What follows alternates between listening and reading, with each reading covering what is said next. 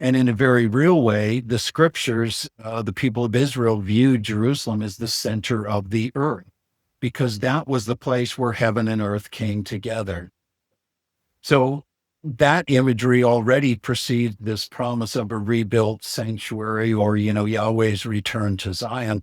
But again, if God is going to return, he departed because of covenant unfaithfulness. The whole thing of the captivities and exile, as we've said repeatedly, was because Israel had broken the covenant.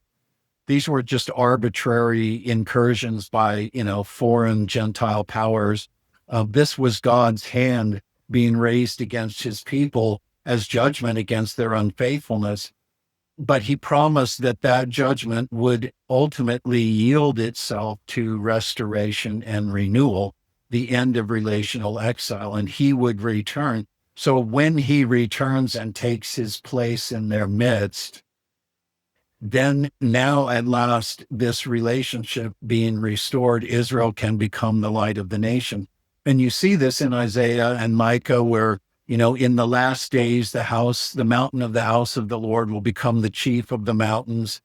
Yahweh's house will become the center of the earth, and all the nations will stream to it.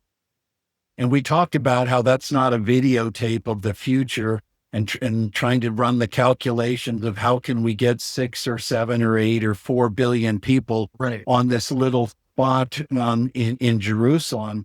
But it's talking about how when God establishes his house, which is the place where heaven and earth come together, which is the place of encounter, all the nations will come and encounter him at that place. This is the way the prophets spoke. And in Isaiah 2, it's all the nations coming to Mount Zion and God's dwelling place. Then in Isaiah 11, it's all of the nations and including the remnant of Israel and Judah coming and rallying together to the root and stem of Jesse, to the messianic branch. So is it the temple or is it the branch? Well, in Isaiah, you see that in some sense, it's depicted as being both.